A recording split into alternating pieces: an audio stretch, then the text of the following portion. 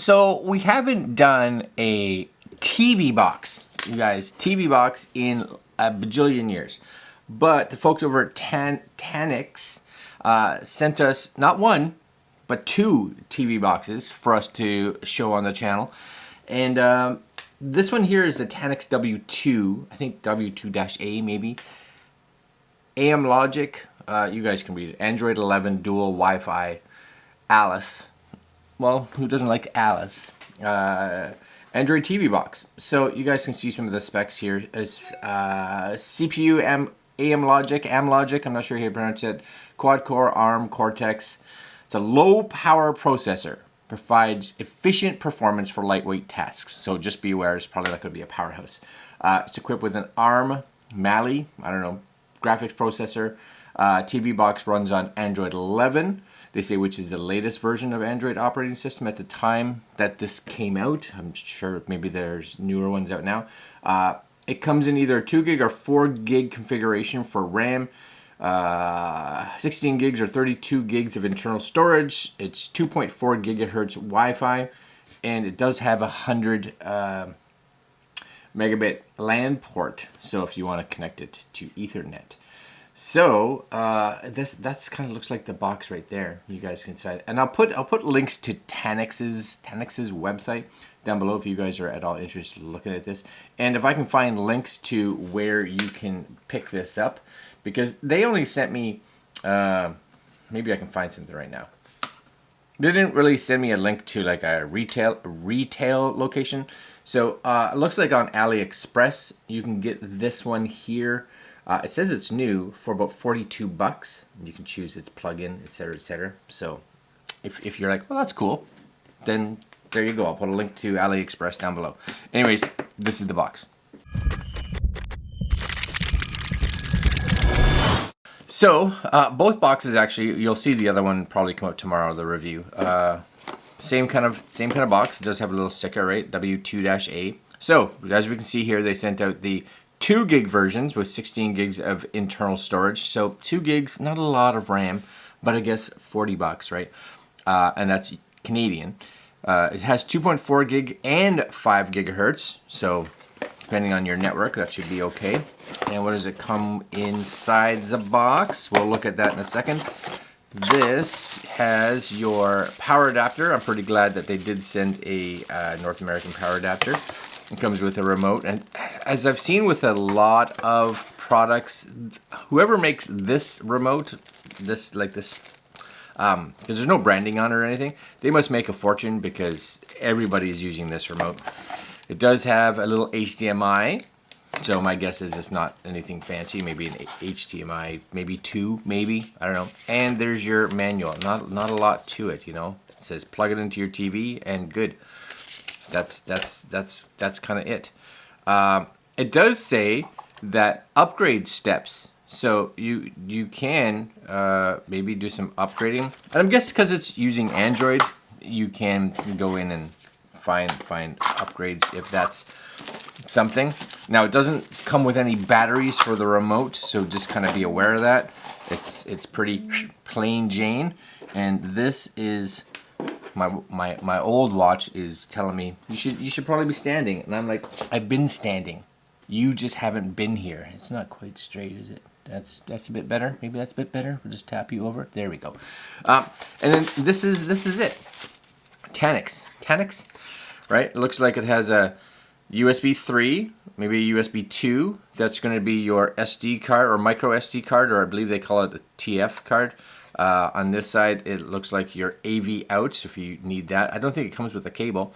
Your optical, there's your Ethernet, your HDMI out, and your power.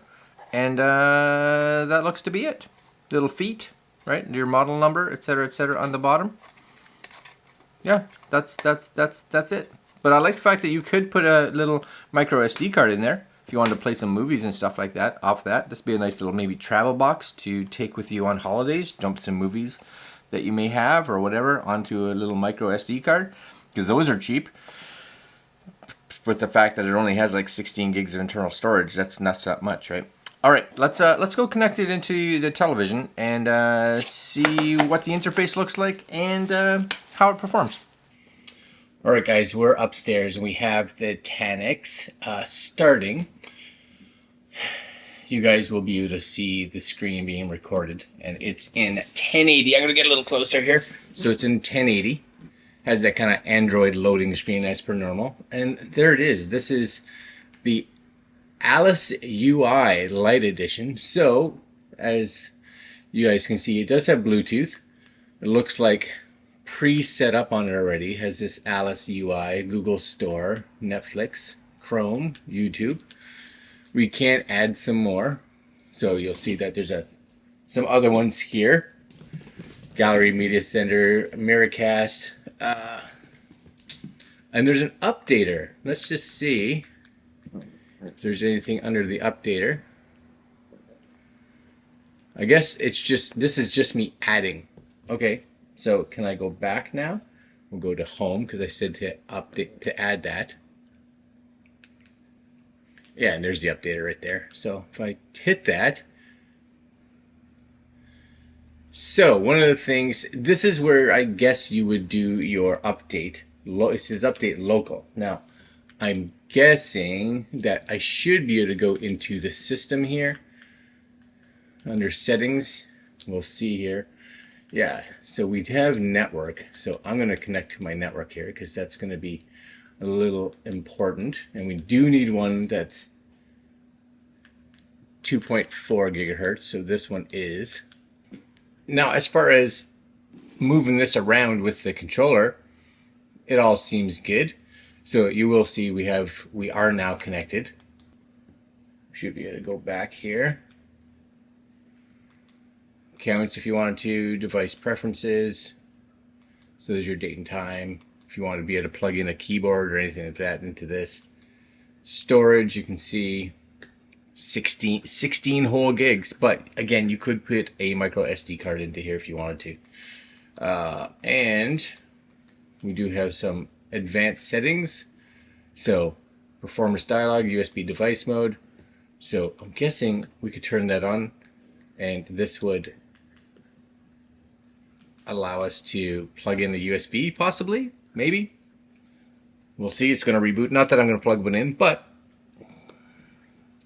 you guys can see a little bit how fast it takes to actually restart here. It's not the fastest booting system out there by any means. But this one is running Android 11. Let's just see what this Alice is like.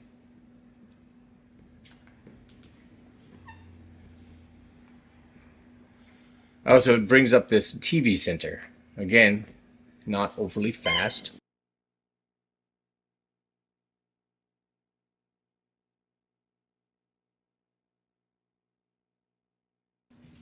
I'm not really even sure if it's supposed to be doing anything right now, but right now it's just kind of sitting here. Maybe it's loading. I'll give it a second just to see if it's... Oh, there it goes. So again, yeah, not fast by any means. It seemed to change resolutions. There we go.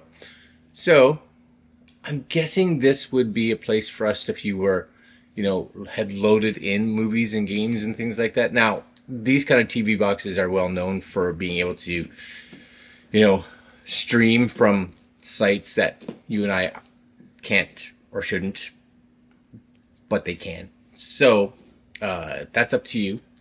But, you know, this is something that allows you to, right? Talks about repositories. So if you guys want to do stuff like that, this is a great place for you guys to go look.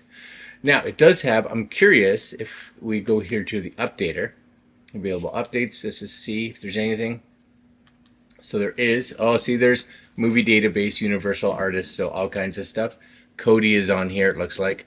So that would allow you to stream. Now, I don't want to get into this too much, but, you know, I think that moving around inside it is okay. It is going to be able to do things like stream YouTube and things like that. It's an inexpensive system. So if you're looking at a TV box, and it also has the time on the front. I didn't even notice that before, but it does have the time. So if that's something that you want to be able to put up on your system, it has that. And that's kind of the first look. There's the Alex, like I said, Alice. Anything else here? Yeah, there's your install from repository, install from zip files. So this is where you would go to kind of do all that kind of stuff. Movie player, Netflix. And you could open up YouTube here. Make sure it just starts. So if you don't have like a Apple TV or something like this could be a real cheap way of getting into that kind of stuff. Oh yeah, there we go. And let's just play something. I'm not logged into anything, but let's play something here. Sure. Let's try this just to see if it works.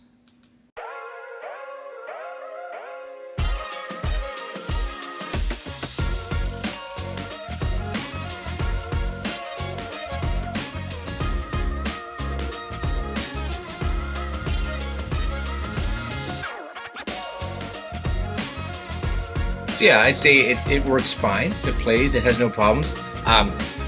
We are having a bit of network issues here, so it would show it in 4K, but right now I'm only capturing in 1080 anyway, so it doesn't really matter. It can be a little sluggish at times when you're trying to get around the network or around the actual menu system, but it's okay. Again, at 40 bucks, probably not too bad. And that's it, guys. That is the Tanix system, $40 on AliExpress. That's Canadian. Gives you something to play with if you're looking at an Android system for your TV. And yeah, it's kind of cool. Links down below if you're interested, and we'll see you guys in the next video.